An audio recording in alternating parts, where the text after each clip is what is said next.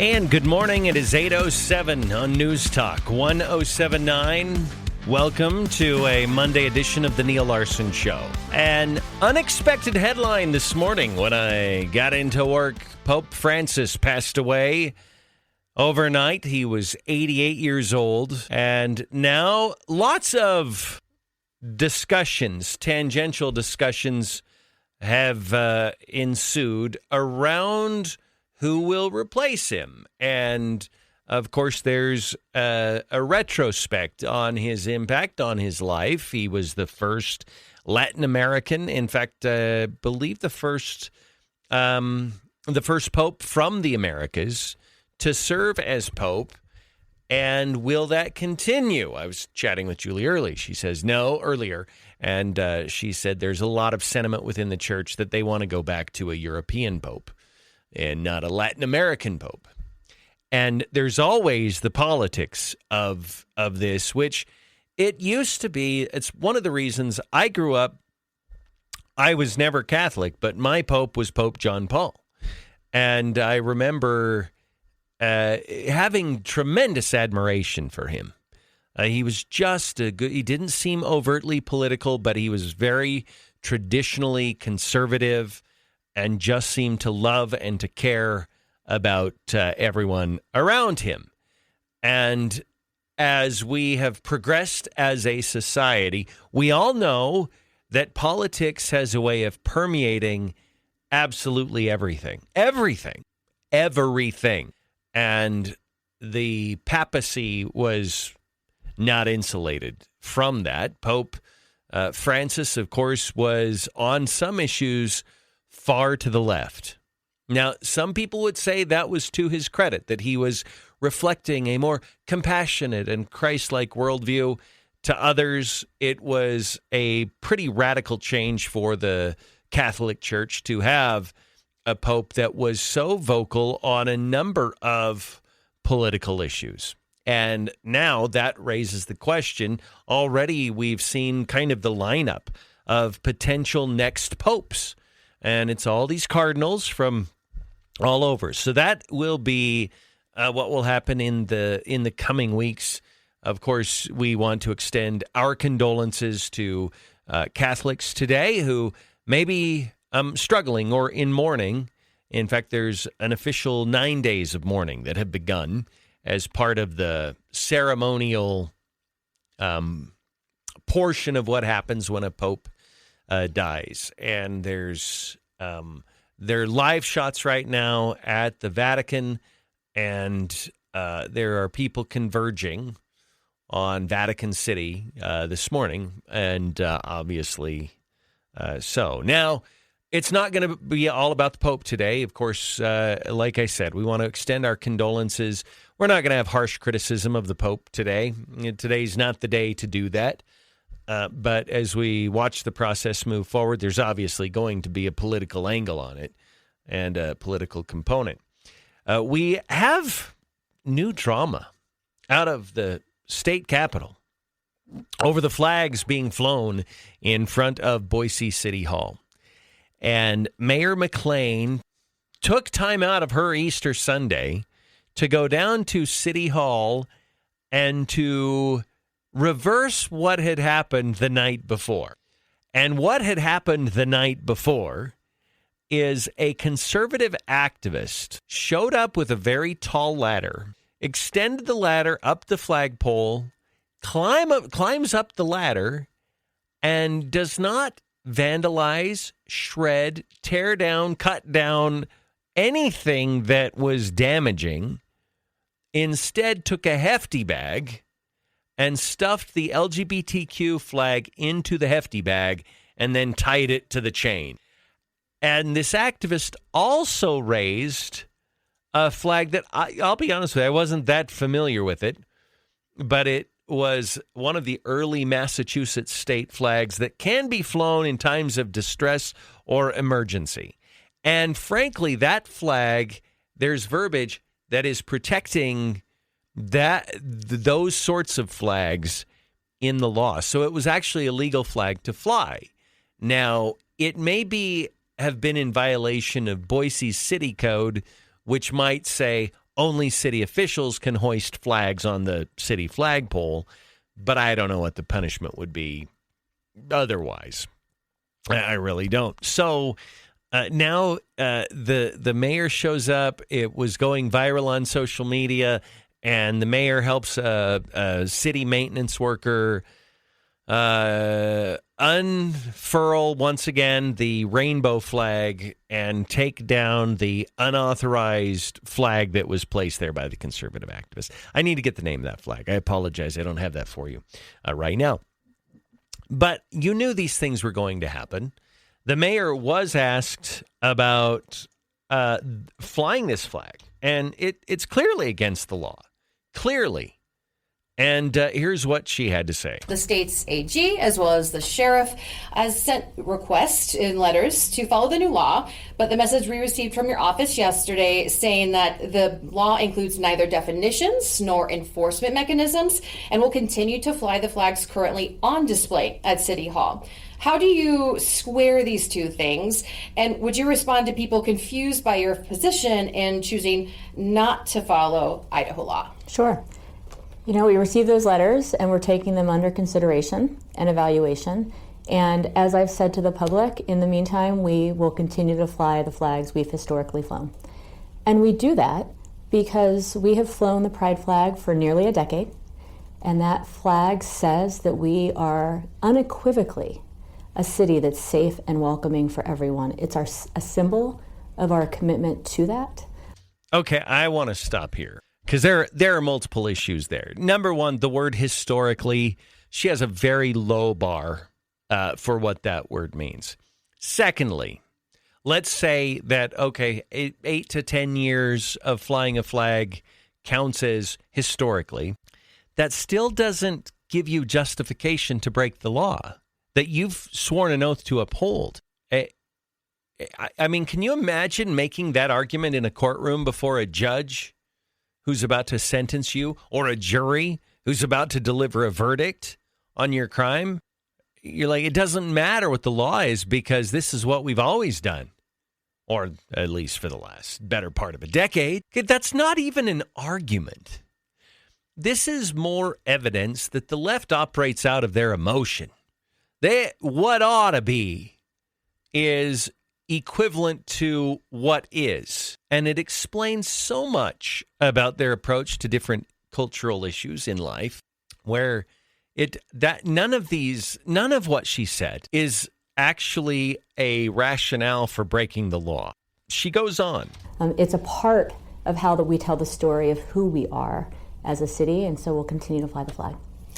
We are a city that will break the law if we feel like it. I mean, that's what she's not trying to say that, but that's really what is being conveyed. Are you looking for this to be settled in court, or are you willing to take it that far? We are waiting to hear otherwise, but until then, we are continuing to do what we've always done, which is fly a flag that says we are a safe and welcoming city for everyone. No, you're not. You're flying a flag that is promoting alternative sexual lifestyles. Okay, I don't... Look, if there is a flag that is inclusive of everyone, we already have it. It's called the American flag. That if you are here, particularly if you are a citizen of the United States, you have basic protections and constitutional rights. And that flag in part represents those protections and rights and common ideals. So how, to me, it's such a weird argument to make. And I suppose maybe to a lesser extent, the flag of the state of Idaho should represent many of those same values. If anything, as long, and I wouldn't be in favor of this either, but the LGBTQ, what is that flag anyway? Now, I mean, I know what it is, but what is it? What does that flag say? What does it mean? Well, it like any other symbol, it means different things to different people. And I'll be very candid with you. For those who fly that flag, for some, it means standing up against oppression. That's what many of them believe it means, that you're an ally, that you are protective of those who are not in the mainstream, those who are LGBTQ. But for other people, when that flag is raised, especially in a public setting, not on private property, but on a publicly, municipally held flagpole, it's an exertion of saying some people are better than other people. Some people are not even better, more important than. Some people deserve recognition more than others do. That's a bad road to go down. I would never, ever try to restrict a private business or an individual from raising whatever flag they want to. This is different, and this is very different. So, and I think that's one of the reasons why the Idaho legislature passed this law. Now, the legislature is getting some criticism. The Ada County sheriff, among those leveling criticism against the Idaho legislature for not including some kind of an enforcement provision. And the attorney general, in his letter to Mayor McLean, also mentioned, I don't really have any way to prosecute you, but you are breaking the law. And you know what? She's appealing to her base. She's setting aside the law and the oath that she made to get something of political value to her. And in Boise, it'll probably work out okay for her. She's elevating, I believe, her political fortunes above an oath that she made to uphold the laws of the state of Idaho. And to me, that's really sad. What's going to happen here? I don't think anything is. I think she's going to keep flying the flag. I think the legislature come January, right out of the gate, will pass something that will give the law some teeth. And I would say this is what I would do. If you could legally make it happen, make whatever penalty retroactive to the passage of the law in 2025. That may not be constitutional, but it may be. We'll take a break. It's 8:20 on News Talk 1079. Back up to this. All right, 8:25 on News Talk 1079. Neil Larson along with Julie Mason. And I was just asking Julie if the annual Easter egg roll at the White House is an Easter egg roll an East Coast thing? Because I don't ever remember either giving my kids like a little stick thing to push the eggs, and I don't ever remember seeing it happen around here. Like, usually it's an Easter egg free-for-all where they put 1,000 eggs on a big grassy park and then let the kids run and... Mm-hmm. Anyway, but I don't. Where did the Easter egg roll emerge, and where does it still happen today? I have no idea. Never participated in one. Never seen one in real life. And my family did hunts, not free for alls. Yeah, and that's what we did yesterday. We had a little Easter egg hunt in our backyard with our grandkids, and it was a lot of fun. They had a good time. Good. To avoid the older grandkids from getting all of the Easter eggs from the younger grandkids, each grandkid had a color, so they had to go out and find their color of eggs. Oh, and that'd work. Like 10 eggs. It worked out really well. So. That would work. My husband's grandparents did a big Easter egg hunt. For years. Mm-hmm. So my kids got to participate in that before they passed. And the way that they solved the problem you're talking about is every child had a bag that was filled with appropriate things for them. A little bit of money, candy, toys, whatever. And it was hidden on the property. As you got older, your bag was much harder to find. Oh, gotcha. Okay. If you were little, if you're 3 and you're walking around with mom or dad, your bag's pretty easy to spot. Yeah, right. If you're 16... You're going to be searching for an hour and a half or so. So have you ever had, this has totally happened in our backyard, where you're mowing the lawn like in August or September, and you're maybe raking leaves or something, and you come across an old Easter egg. Yeah. No, because I've never, You didn't do it in your backyard. No. Yeah. But here's the danger of that. What if you use real eggs? When we were kids, we used real eggs. Okay. Yeah. We colored those eggs and hid the real eggs. Yeah. If you don't find one of those and it's in your house or... Yeah. That's a good reason to not use real eggs in your house. Yeah. Yeah, that would be nasty. Mm-hmm. The chocolate gets a little rancid. So I've heard. Not really. I didn't eat the chocolate. I was FaceTiming my grandson. He was getting ready for church yesterday morning, and he just keeps asking for his candy over and over. And he's saying things like, "Yeah, but Mom, the candy's in the drawer." She's like, "Hey, buddy, I know it's in the drawer. You can't have any." Like he's like trying to con her. And I said, "You guys should have bought him one of those gross, waxy chocolate bunnies." And my son's like, he would have still eaten that. Oh yeah. You're a little kid. You don't care. You're like, although something tells me you would have. I wouldn't have eaten the waxy chocolate bunny. Not in a million years. Not even when you were 3? Remember those old school advent calendars that you could get at like King's or Kmart, and you got a little chocolate in each? I didn't eat those. Okay, you're the weird one. No offense, but you're the weird one. It wasn't good. Notice they keep selling them. Do you know why they keep selling them? Because people eat them. Can you say it was good chocolate? Comparatively speaking, probably not. It wasn't tasty. So I didn't eat it. Yeah, but what was your standard at 3? I just knew it tasted like wax, so I didn't eat it. Okay. Julie's food snobbery began at a very young age. I'm like, in a pinch, I'll still eat that crap. Like I in a pinch. It's been 22 minutes since I've consumed sugar, and it's a holiday. I'm just Where's saying. that advent calendar? No, that's not what I mean by in a pinch. I mean, if there's not anything else. In the absence of fine Swiss chocolate, okay, I might, unroll the foil that was pulled out of the bulk bin at the grocery store. And it's fine. It's fine.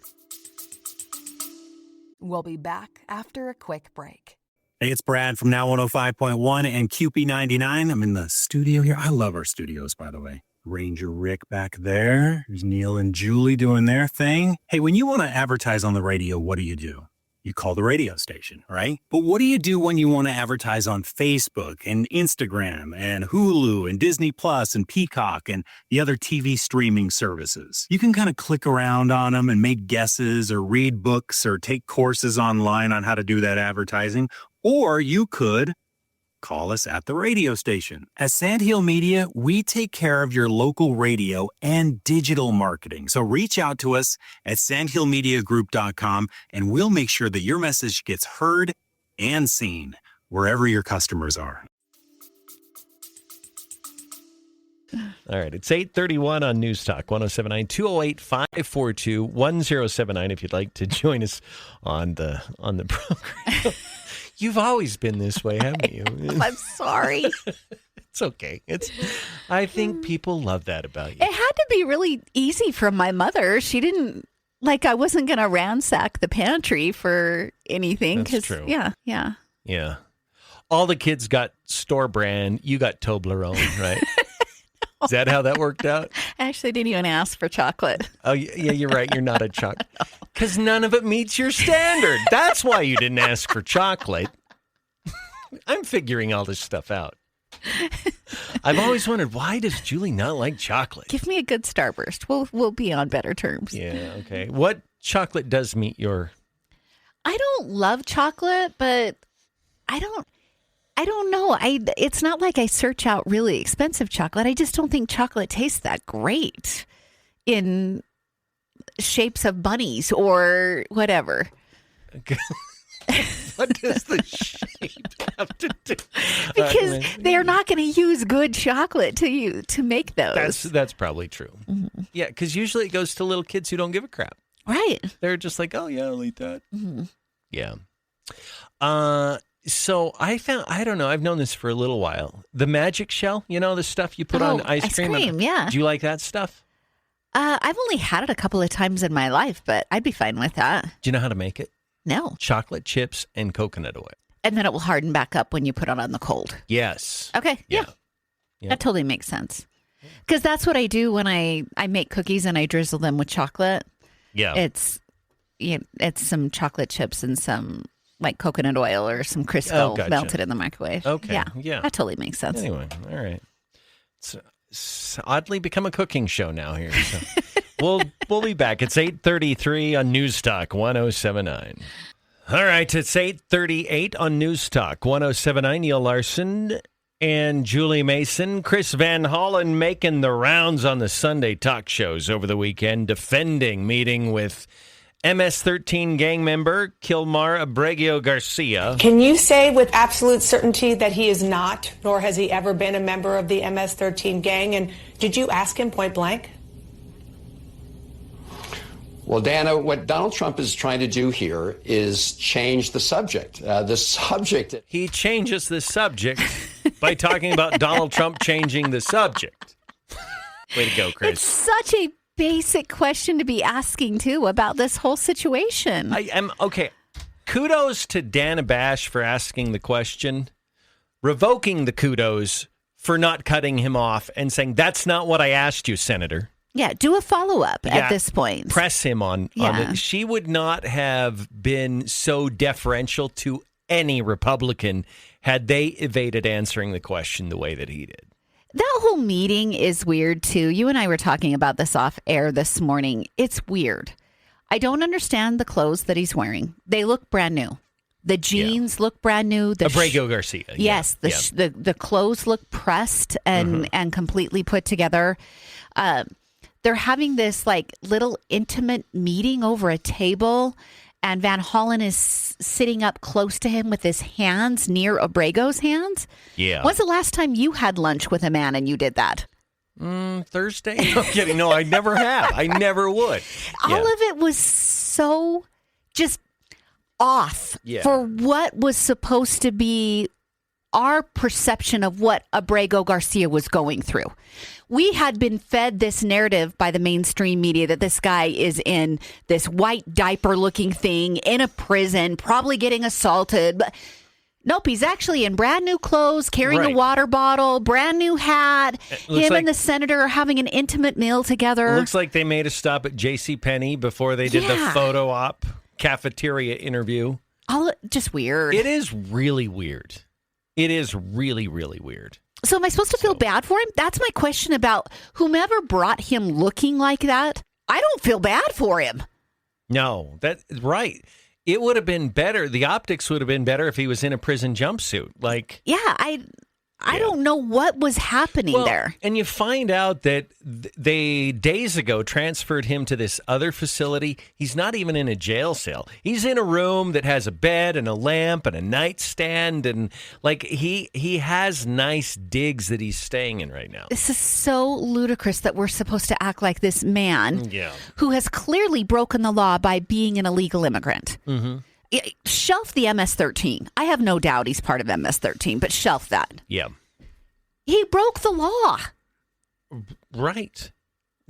I know he did. He's got a drug issue. He's got a violence issue. I don't understand that we're supposed to turn this man into a hero. That's what they do, though. Mm-hmm. There's a pattern, right? Yeah. So, you have that. There's one other topic I was going to bring up before we took a break.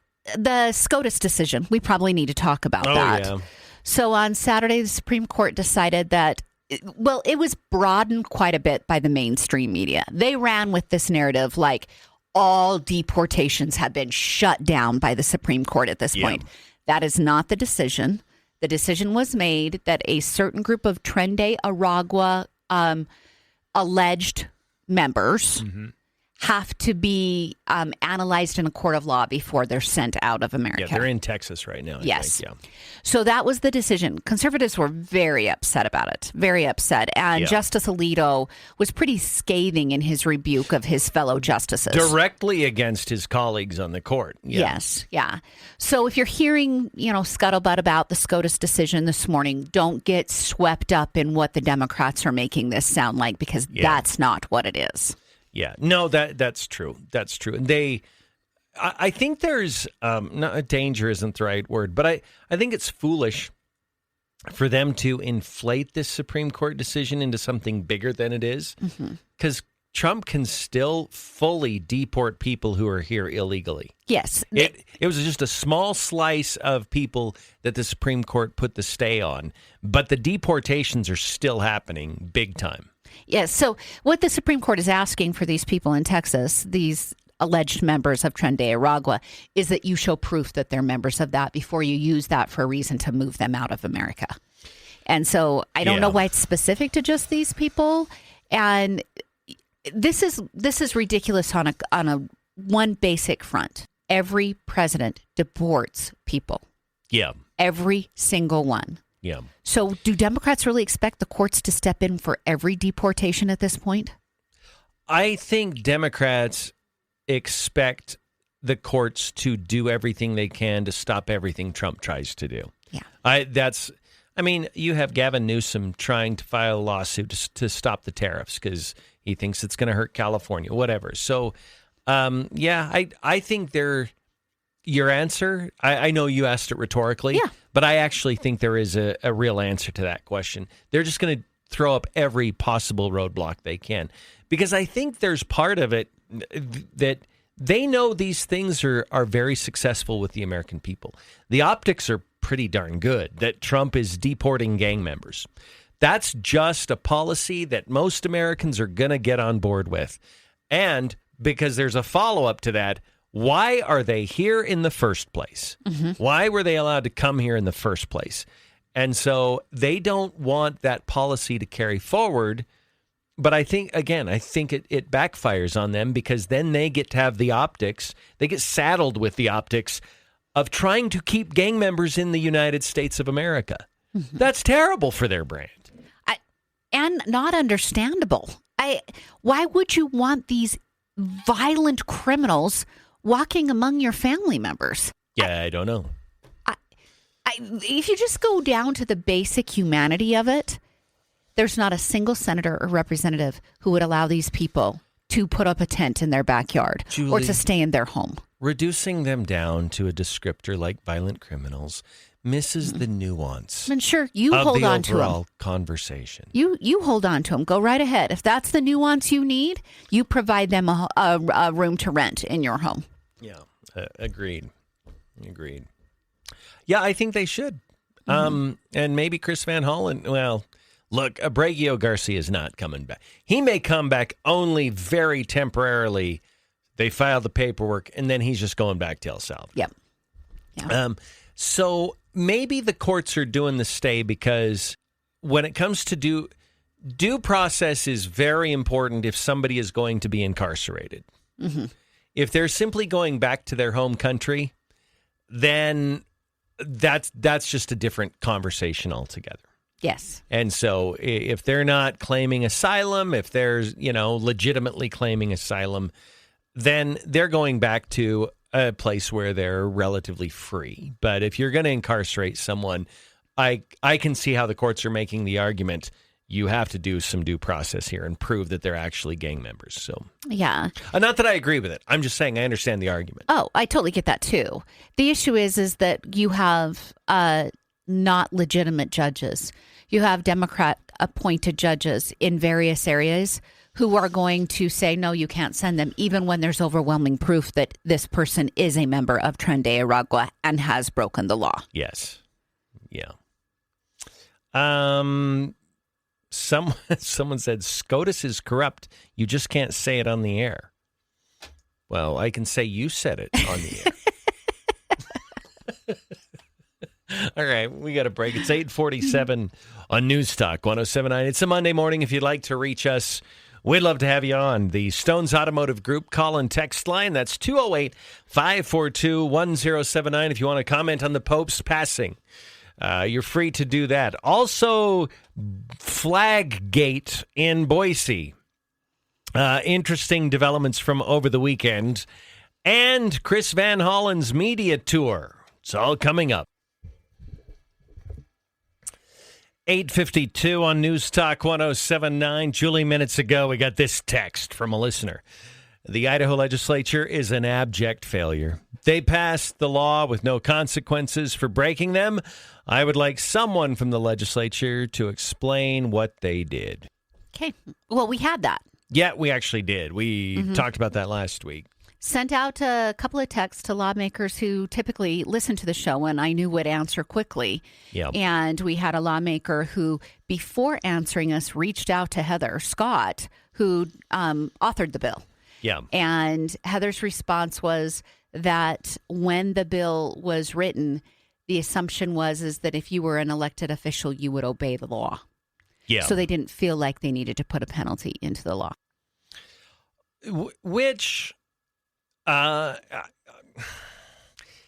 is that naive thinking now in retrospect? Because we do have mayors like Mayor McLean that doesn't really give a crap about the law? Potentially, yeah.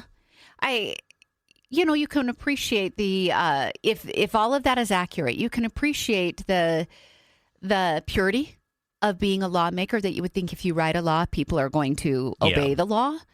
But you also have to look at it and go, well, we could have done that with the library porn bill. Yeah. And that bill would have gone through in the first year had there not been a penalty to it. Yeah, that's true. You're right. But we fought for a penalty because we knew that people weren't going to obey it. And even with the very small, minor penalty that finally was attached to it, you had librarians across the state who did stupid things with it, including in Idaho Falls. Yeah.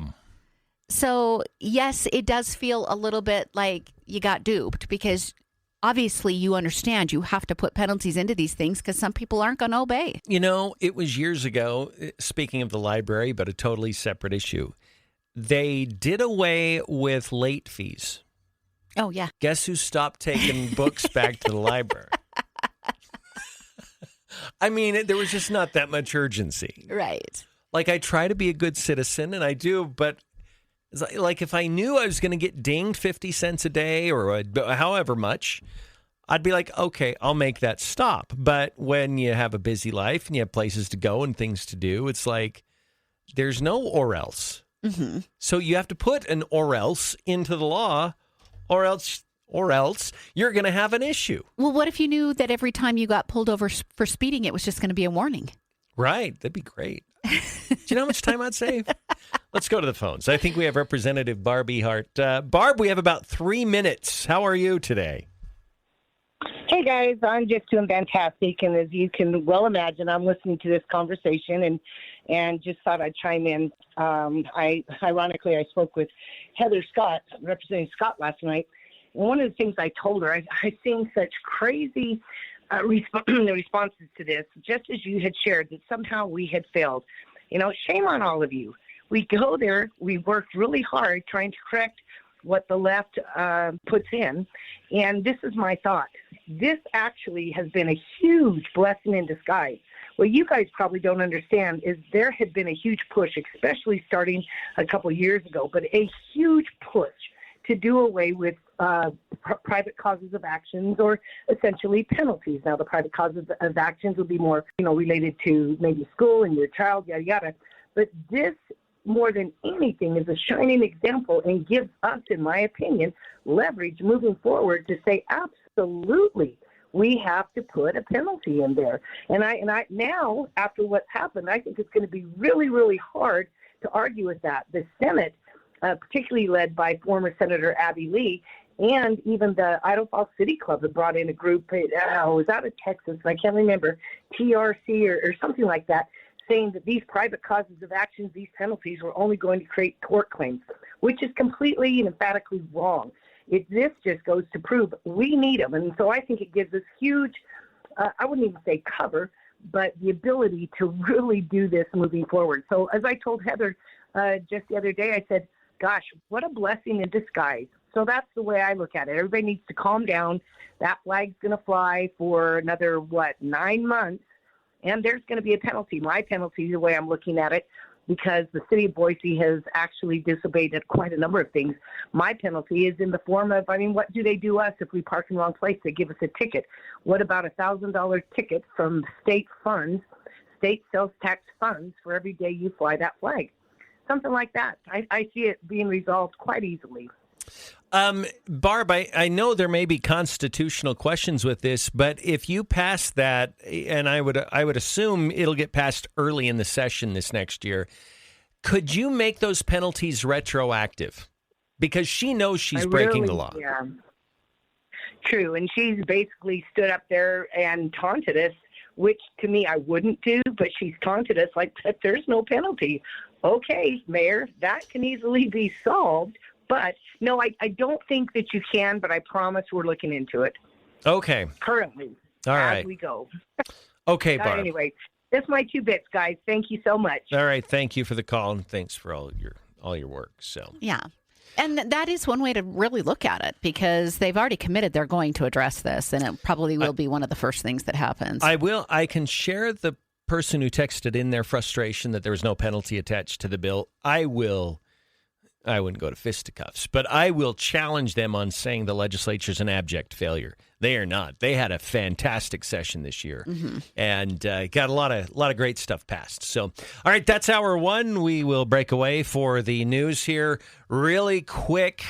President Trump has ordered flags to be raised at half-staff in the wake of Pope Francis's death. We'll be back. 9:07 on News Talk 107.9. Welcome to Hour 2. If you'd like to reach us, the number to call, 208-542-1079. That is the Stones Automotive Group call and text line.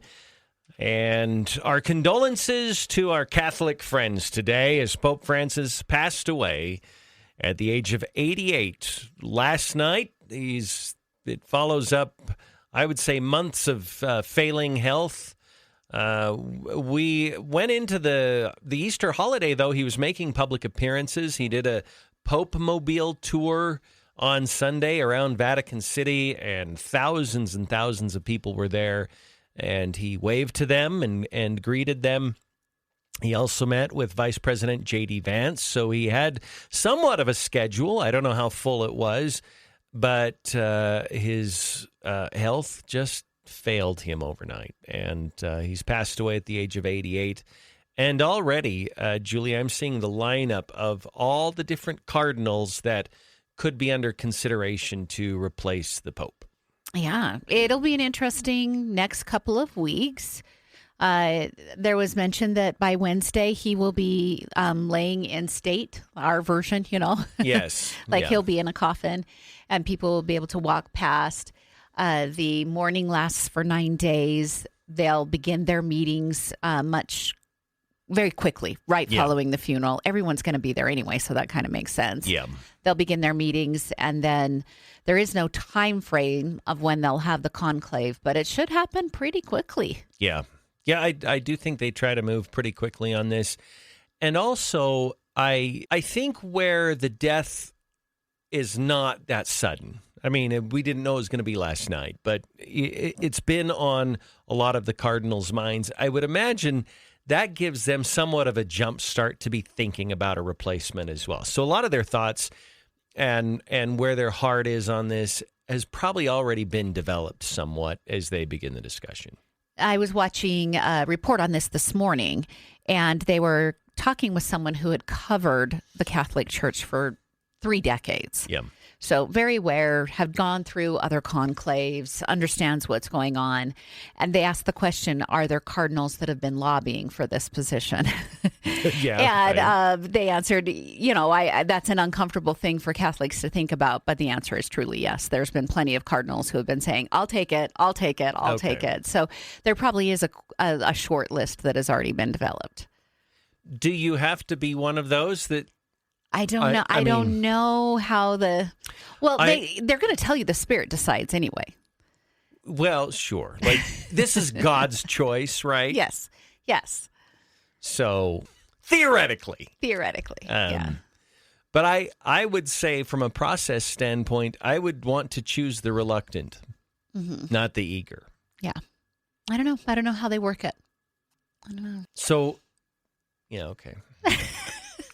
I just bit my tongue successfely, Julie. Well done. My filter. I just... Maturity happens, even at age 52. I don't know if it might be maturity. Maybe it's just the extra caffeine. I don't know. 208-542-1079. President Trump has paid tribute to Pope Francis and ordered the flags to be raised to half-mast. Perhaps, I don't know for how long, but might coincide with the 9 days of mourning. We'll see. So we have that. We also have Senator John Kennedy, and we have the immigration stuff happening. We have that. We have... Oh, Julie, wait a minute. We have to talk about something. And this is no critique of any local media outlets at all. It's more a critique of Associated Press. They put out this piece about Easter falling on 4/20 this year. The marijuana holiday, for all those who don't know. That was my next transition, was on 4/20, which means a lot of people who love marijuana were celebrating that instead of celebrating Christ's victory over the grave and sin. And I feel like that's a lousy look. What a way to detract from this sacred religious holiday, to peddle your garbage about smoking dope on the same day. It just a bad look. I thought it was a bad look by the AP. If I was to talk about that story running in local publications, I'm just a little surprised that you chose to run it because we don't have legalized marijuana here.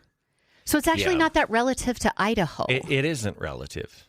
And so that just was confusing to me. We don't run stories about laws in other states that reflect that state that don't reflect our state. Yeah. Why are you running a story about? It's not a national holiday. It's not recognized. It's the unofficial holiday of marijuana smoking. It's just kind of weird. It is a weird thing. And the instant that I saw this yesterday, I thought, why is that story running today? Especially, okay, so then there's a double layer here. It's running in a state that doesn't recognize marijuana as legally possible to sell. It's also running regionally in a very religious area. It just didn't match. It was weird. It was a weird timing, strange placement. I thought the same thing.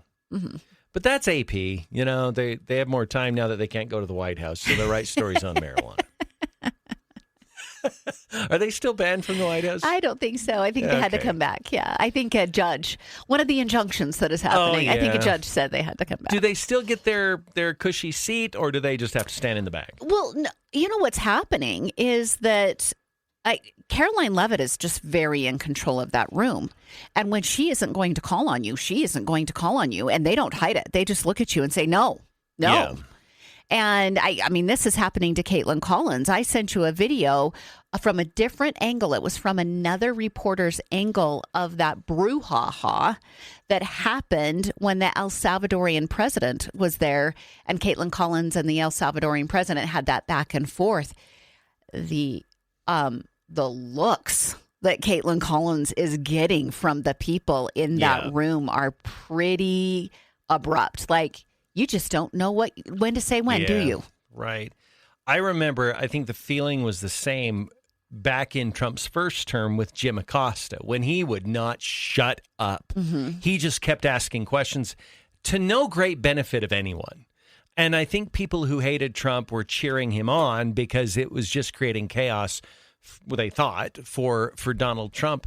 No, they were just making CNN look like a jerk.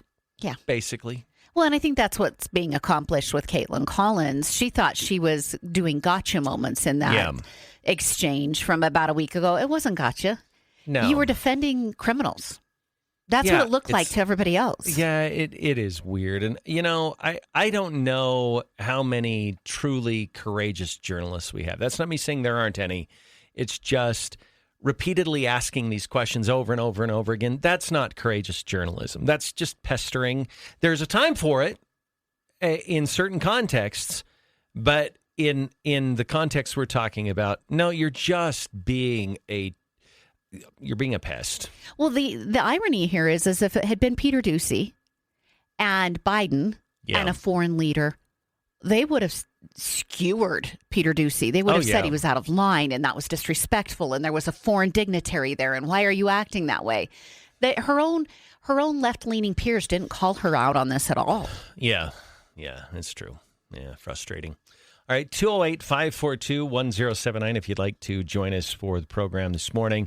Let's talk about your lawn for just a moment. The 4-Step Lawn Program in full swing on Neal and Julie's lawns right now. We have the U-Mates down, and in another month or so, Step 2 will go down. That's the first lawn food / fertilizer step that will help keep the lawns green and lush all summer long. The U-Mates are totally working. How green is your yard? Oh, yeah, they're great. Looks so good. And you're not past the window. Go get it. Go down to Town & Country, get the 4-Step Lawn Program. And we should make you aware that this Saturday, they're having a special event at Town & Country Gardens where they're unveiling their glow-in-the-dark petunias. It's an evening event. You can get all of the details at mygardengeek.com. But they do have a bioengineered petunia that glows in the dark, and you can visit Town & Country Gardens on Saturday and get your very own version of that. South of Idaho Falls, across from the malt plant in Idaho Falls on the Yellowstone Highway. All right, we'll be back. It's 9:17. Hello, Facebook. How are you? Hey, Facebook. How's Easter? So there's a new story out. Apparently, Letitia James may also be guilty of insurance fraud. Oh, geez. This girl's cheating everywhere. Yeah. Letitia repeatedly told banks and the government that her apartment building only had 4 apartments. In fact, it had 5. She qualified for a low-interest residential rate with only 4 units. 5 apartment units are assigned higher commercial rates. In addition, James obtained a government HAMP loan, H-A-M-P, whatever that is, that was not even available to borrowers with more than 4 units. So she added another layer of the fraud, allegedly. Oh, my goodness. Separate from the Brooklyn building, Sam Antar has documented on his website, White Collar Fraud, that Letitia James claimed that a home she purchased in Norfolk, Virginia would be her primary residence, a designation that also garners more favorable loan terms from banks. Bill Pulte, director of the Federal Housing Finance Agency, sent a criminal referral to the U.S. Justice Department citing these problems in Letitia James' mortgage history. Firstly, this regards James' claim of residence for a home mortgage in Norfolk, Virginia. Whether a home is owner-occupied or not plays a significant role in how insurance companies determine rates for homeowners insurance. She may be in big trouble. She's a little dirty, that girl. Yeah, which I will say there's a spirit of revenge in me with this. Like, I look at it and all the heartburn that she tried to cause Trump. Oh, yeah. This is karma. Mike Lee is saying the Trump's birthright citizenship SCOTUS case could go either way. Let me see if there's... Be one. What do you think the court is going to be looking at first when they do it, I believe, on May 15th? Okay. Should we play that? Sure. Okay. Oh, Madison High School closed because of a gas leak. We could also talk, Julie, about the Chinese robots in the marathon or the half marathon. Did you see that story? I did not see this story. Yeah, they didn't beat the humans, but they lost by a month. 9:21 on News Talk 107.9. Neil Larson along with Julie Mason. And Madison School District 321, according to announcements made due to a gas leak at the high school, and out of an abundance of caution, classes at the high school will not be held today. If there are students involved in extracurricular activities, they can reach out to their coaches for further information. And they do say that classes will resume tomorrow. And if you have a student that's already boarded the bus driver is going to take them back home after dropping off their other students if they have them. So Madison High School closed for the day because of a precautionary measure because of the gas leak. So that noise you hear is a collective cheer from all the seniors who are so over being at high school. I know. They're ready to have it done, aren't they? So, okay, Julie, we have to talk about the Chinese robots running against humans in a half marathon. Have you heard about this story? I have not heard this story. So they have these robots that look human, but they lost by like a mile. And let me pull up this story. The idea of robots taking on humans in a road race conjures dystopian images of android athletic supremacy, then fear not, for now at least. More than 20 two-legged robots competed in the world's first humanoid half marathon in China on Saturday. And though technologically impressive, they were far from outrunning their human masters over the long distance.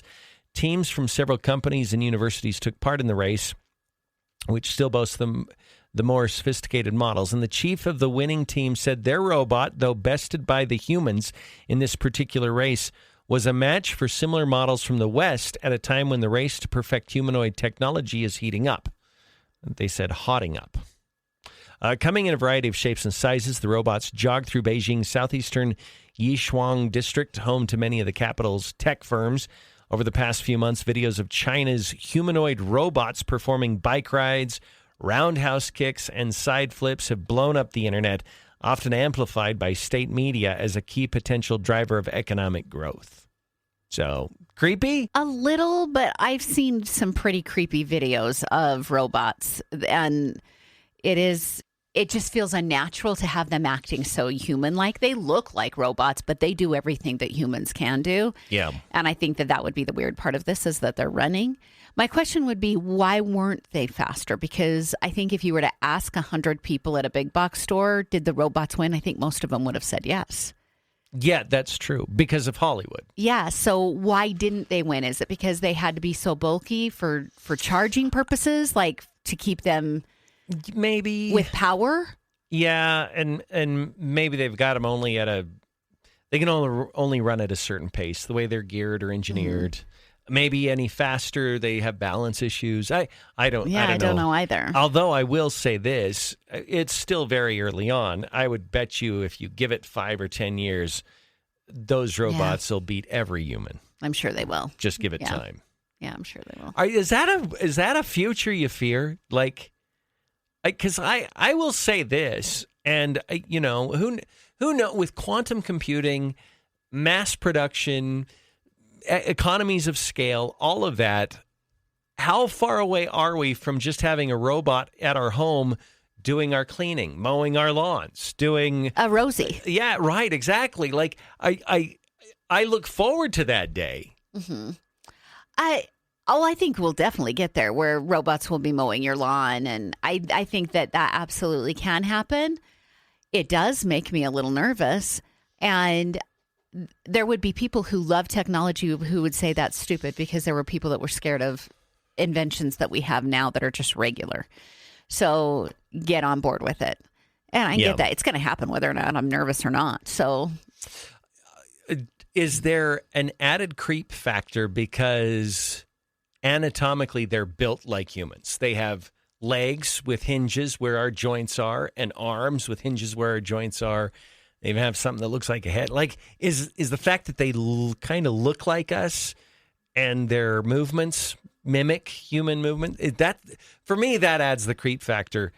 If you were to compare it to like R2D2 doesn't creep me out. C3PO kind of creeps me out. Right. Yeah, I was back to Rosie the maid from Jetsons. Yeah. She looked like a giant vacuum cleaner. Yeah, right. So she wasn't that creepy, and that was probably friendly to kids in the cartoon. But I think if there was something that could potentially even be bigger than me walking around my house, would you want that robot to accidentally feel like they were commanded to do something and they're standing by your bed in the middle of the night and you wake up and that robot's standing there? Right. Strangling you or... Terrifying. Yeah. Trying to make your bed while you're in it. Yeah, maybe. I think when you're a small woman, that probably lingers in your mind a little more than it does. That's a little terrifying. But I don't know. I don't know. There's good and bad in what's coming in our future. Yeah. But I remember, it was probably, a year and a half ago, we were having extensive conversations about ChatGPT and about jobs that were going to go away. And we were saying it's here, so figure it out and use it to your benefit and blah, blah, blah. You and I use ChatGPT almost every day. Oh, yeah, all the time. All the time. It's become one of my best friends. He gets advice from ChatGPT. Yep. He asks what he should have for dinner. Yeah. No, it's definitely a changing world. Yeah. Better to embrace it, I guess, than to just it's here. Wish it used to be the way it used to be. So, all right, 927 News Talk 1079, Neil Larson, along with Julie Mason, if you'd like to join us. So Senator Mike Lee is weighing in on President Trump's birthright citizenship case before the Supreme Court. Here's what he told Jason Chaffetz on Fox News. Yeah, look, Jason, this is a fascinating case. It's a close case. It can be won. No one knows the outcome for sure. But one thing that's important for everyone to keep in mind, this case is not about whether birthright citizenship exists, nor does it undermine the 14th Amendment's birthright citizenship promise. This is rather about what the contours of birthright citizenship look like, whether or not you can be someone who is born in the United States and subject to the jurisdiction thereof. It's that second phrase in the 14th Amendment, and subject to the jurisdiction thereof, that we're looking at here.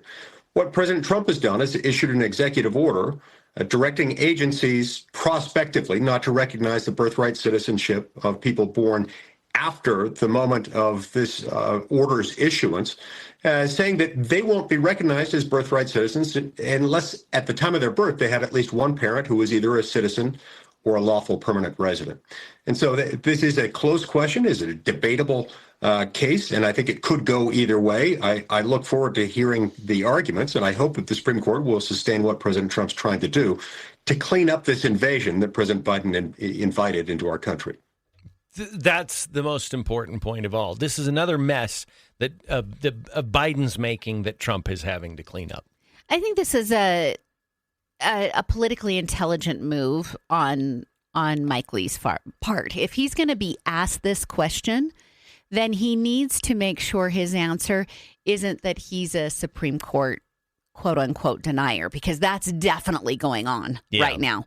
There are people saying the entire Supreme Court is compromised, that we only have two solid judges, even though Republicans or conservatives have a majority on the court. There's plenty of people saying it's compromised. And I can get why, when presented with this question, Mike Lee is taking a more measured approach and saying it could go either way. That's probably not comforting to conservatives. They feel like they've taken a few losses with the Supreme Court lately. Yeah, I think so too. Is there also, while you were talking, and this is the direction I thought you might go, but Mike Lee could be sitting on that court. Absolutely. So there might be a good reason why he's not going to give a definitive, here's how this ought to go. Mm-hmm. And instead he's sort of giving a very neutral, that could go either way. And he might be preserving his neutrality for any future consideration for the court. I think that's very possible. Which would be a smart move on his part. Mm-hmm. Like, you make the media hit, and you don't want to be boastful and say, well, I might be sitting on that court, so I'm going to, I think he's just smart saying, oh, this could go either way. Yeah, I think so too. And like I said, I don't think that that's probably very satisfying for people who are at this point frustrated with the Supreme Court, if you're a conservative. But it is what it is. And here's what I would say to the people who are really frustrated with the Supreme Court is, if you're going to applaud and celebrate the unusual ways or the non-typical ways that Trump has decided to run this presidency, which both you and I have done. Yeah. We appreciate the speed. We love the decision making. We love that we're tired of messing around. Yes. We're going to get this done. Yeah. You're going to ruffle some feathers of people who like it to go slow and like it to have thoughtful conversation. Yeah. And like it to be the speed of Washington. And that includes some people on the court. So if you're going to celebrate Donald Trump, understand that there's going to be reaction by other people who have lived their whole adult lives in this bubble in D.C., Yeah. And that terrifies them to have it moving at that speed. For you and me, we're happy, but we don't live there. Yes. We don't. We do other jobs. We don't play by those rules. Yeah, that's true. The people who are listening to us work in the private sector, and they have to make decisions within minutes sometimes. Yeah. It takes DC 6 months to decide what to do with a simple budget line item. I know. So just understand the atmosphere that they're working under. It's like a married couple trying to figure out what to have for dinner. Yes. It's worse than that. Yeah. So, all right, 932 208 542 1079. We'll be back after this. Okay. Oh, goodness. Yeah. I wrote in the description for today's Facebook that it was the post-holiday hangover, and I feel like both you and I are doing that. We've got a little bit of a hangover going on. Yeah. I'm going to find that.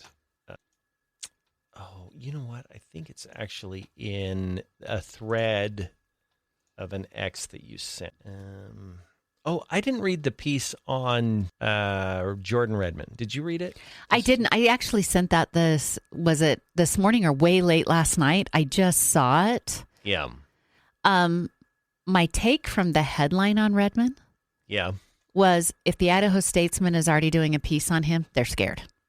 I would agree with that. Mm-hmm. That's true. Yeah. I had that same I mean, he's fairly new. The guy never tires. No. Strong family man. He's everything they don't like. Yeah. Oh, okay. So this is the law, Title 18, Crimes and Punishments. Oh, about, yes, I know which one you're referencing. Nature and extent of punishment in general. Omission of public duty. Every willful omission to perform any duty enjoined by law upon any public officer or person holding any public trust or employment where no special provision shall have been made for the punishment of such delinquency is punishable as a misdemeanor. Is that section of the law still active? Because sometimes they pass laws that can then be null and void based upon a new law. Yeah. Yes. And so I don't know. It sounds like it would apply in this case, but I don't know that it will. Does that say 2019? Where? That letter. So are you in the one that I sent you where it says it's calling out Raul Labrador and then there's a letter from Lawrence Wasden? Oh, yeah. Does that say 2019? Yeah. Okay. I don't know. It's a good question. I mean, it's worth asking. And I actually don't think this would be a question that Raul Labrador would find offensive. No, I don't either. He likes the law. Yeah. I think there's lawyers who actually don't enjoy being lawyers and don't enjoy the law. Raul Labrador likes the law. Yeah. He likes the meat of it. Yeah, he does. He gets into that, which I think most attorneys general probably do. Because they could probably make a lot more money in the private sector, but Here we go. Hold on. 9:37 on News Talk 1079 on this Monday morning, and this is getting shared quite widely on social media, Julie. It is part of Idaho's code, Title 18, Crimes and Punishments, Chapter 3, Nature and Extent of Punishment in General. And I should say this is in the context of Boise Mayor Lauren McLean breaking the law by flying the rainbow flag.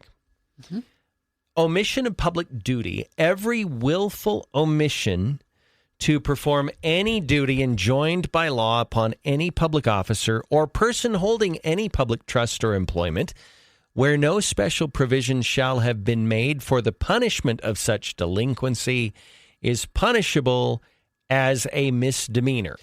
We don't know if this provision is still active or not. However, if a very straightforward, plain reading of this law looks like it would apply in this particular case, that basically this is the catch-all. If you have any laws that don't contain a punishment to them, they default to being a misdemeanor. Which it would be interesting to have Attorney General Labrador with us in the room to maybe explain if this is if this is a provision of the law that could be used in this situation.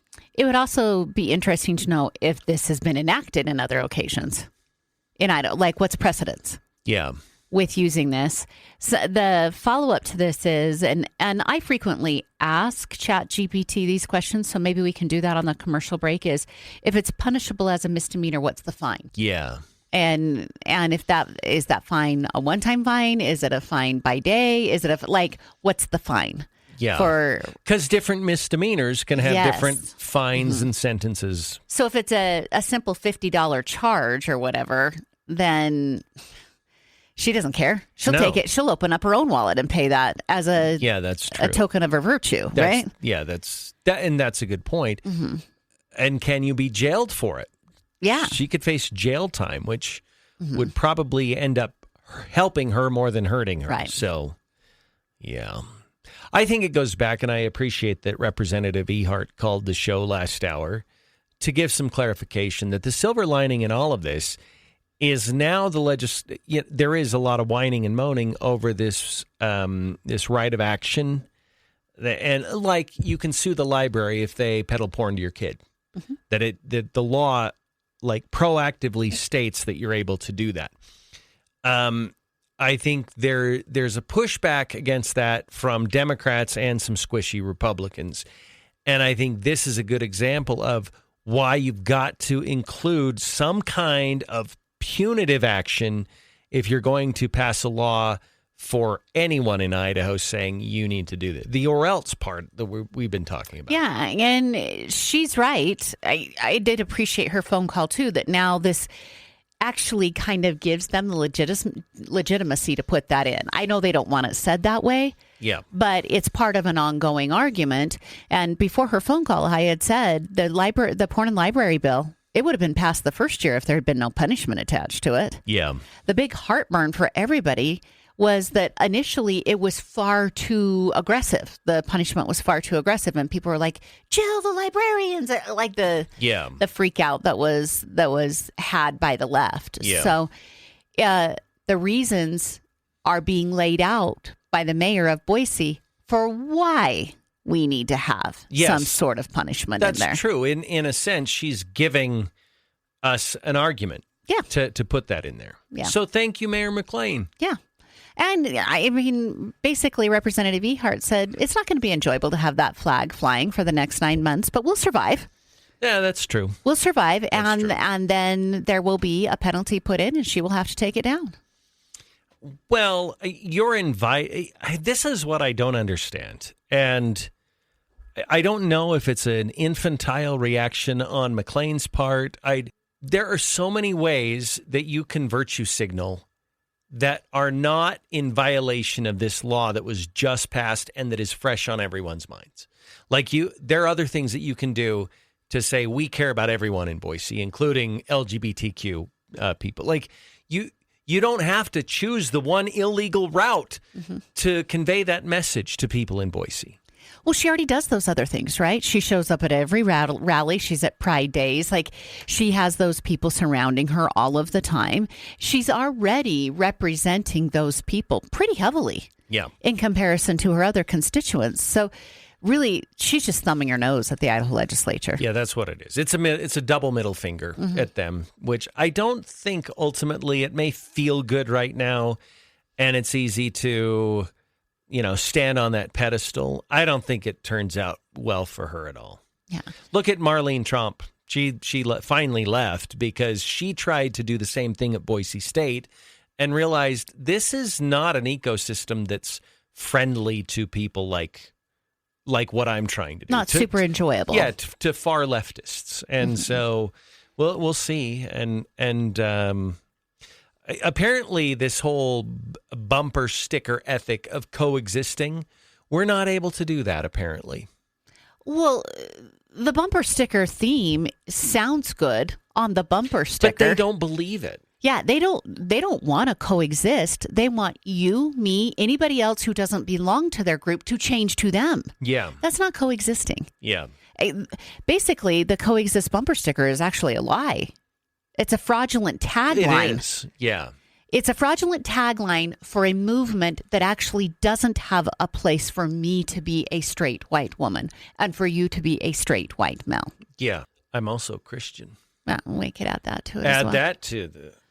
that to the list. Part of a nuclear family. Add that to it. Yeah, that's true.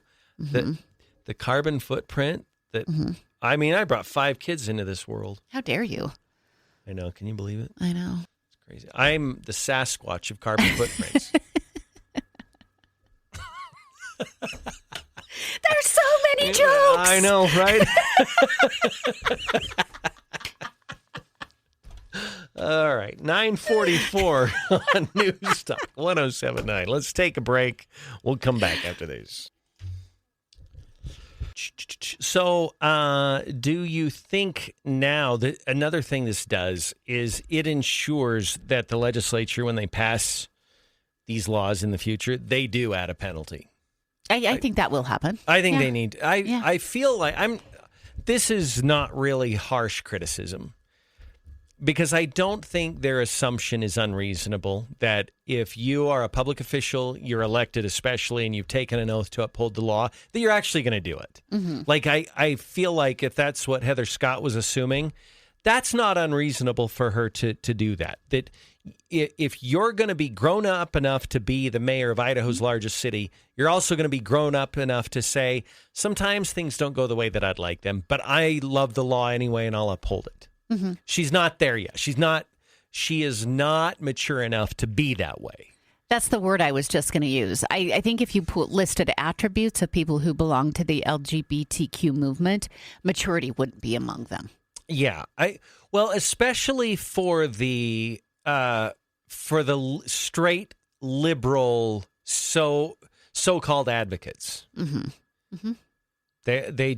They have to have everything their way, the way that they want it. And it's infantile. It feels like a bunch of little kids stomping their feet, right? Yeah.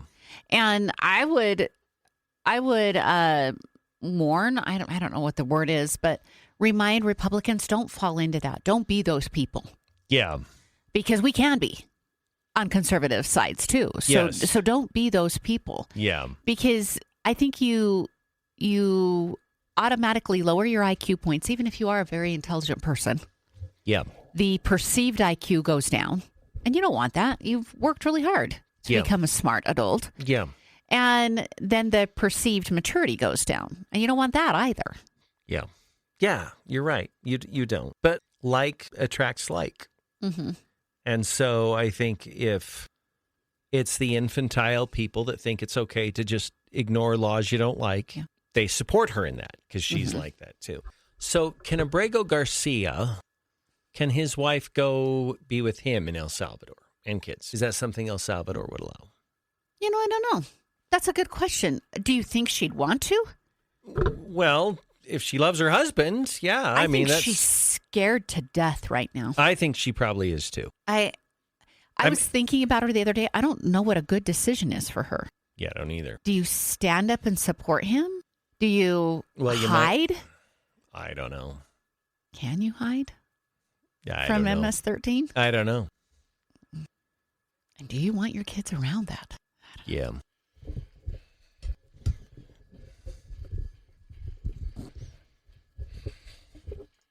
Uh, 9:49 on News Talk 107.9. So I was in a criminal computer gang / cult growing up called MS-DOS. Like you had no choice. Like there wasn't anything else. I actually think you were like the board of directors or something. You were on there. You were think that. So? Yes, I do. Not really. But anyway, welcome back. 208-542-1079. There's dad jokes and then there's just geek stupid jokes. So someone texted this, Julie. If the tables were turned and something I was in favor of was suddenly illegal, I would probably be way more inclined to do that thing just to be obnoxious, like the truck not staying. What does that mean? The truck not staying. Like the truck not staying. I'm seriously tempted to get some now. Like the truck not. Send a text clarifying what you meant by that. But I understood the first part, that if you if you like something and then the legislature says you can't do that thing you like, and especially when there's no punishment attached to it, are you more likely to keep doing that thing? Like it's your pushback because there's no punishment attached. Okay, so I'm gonna admit to breaking the law of a law I don't like, which is, remember when they said the cell phones couldn't be in your hands at all? That was the new law. Yes, I do. And at that time, my mother was alive. Yeah. And the only way I could hear my mother in my car is to have my phone to my ear. Okay, yeah. She's suffering from cancer. Yeah. At any given moment, I was going to get a phone call that she was passing, which actually happened while we were on air. I was working that morning. Yeah. So did I break that law? Yeah. But I broke that law understanding that if I get pulled over, I get pulled over. And that's just how it's going to be. Yeah. And so that's the part of this that I don't like, is that she knows she's breaking the law. She's doing interviews with TV stations saying, you're darn right, I'm going to break the law. Yeah. She's standing out there on Easter Sunday taking down the hefty bags covering her flag. And yet she isn't looking at it from a place like I was. Well, okay, I guess something will have to happen to me if I break the law. If I do, I do. Yeah. She's looking at it like, I dare you. Yeah. I absolutely dare you. Okay, so yeah, I think that is exactly what they're doing. Someone texted in and said they meant the truck nuts. Oh, do you remember? I think you might have been gone. No, I remember. You were here. Okay, so there is a bit of a difference here. Okay, the danglies. All right, the danglers. I think I called them danglers on the air. Those were not explicitly banned. That was, I think, the Idaho Capital Sun stretching it to a ridiculous point. Cops aren't out looking to nab people that have the danglers on their jacked up 4x4s. Yes. Yeah. They were saying, though, if you want to interpret this law literally, you could use this law to go after the danglers. Right. Okay. This law specifically says you can only fly these flags. That's it. You can't fly any others. So there's the law is more explicit in Mayor McLean's case than it is in a media-generated outrage. Look, the cops are not going to be like, oh, I got to pull that guy over because he's got the danglers going. That it's apples and oranges. Yeah, there's a very... And maybe I shouldn't use spherical objects to say, but yes, gotcha. What were you going to say? Sorry. Again, for the second time this hour, there's so many jokes that I cannot say them. I know. What was I going to say? Because now the jokes are running through my mind. I was going to say that the boundaries of this law are very clear. And by the way, she's not even trying to... She knows she's outside of the boundaries. She's not trying to increase the boundaries going, oh, I have a right to do this. No. That's true. She's fully admitting I'm breaking the law. Yeah, you're right. You're right. Yeah. She is. Yeah, there is no ambiguity here. And she knows she's breaking the law. Yeah. I go back to that interview with CBS News that she did. Maybe I'll play it here in a second again. It's kind of infuriating how that is the elephant in the room.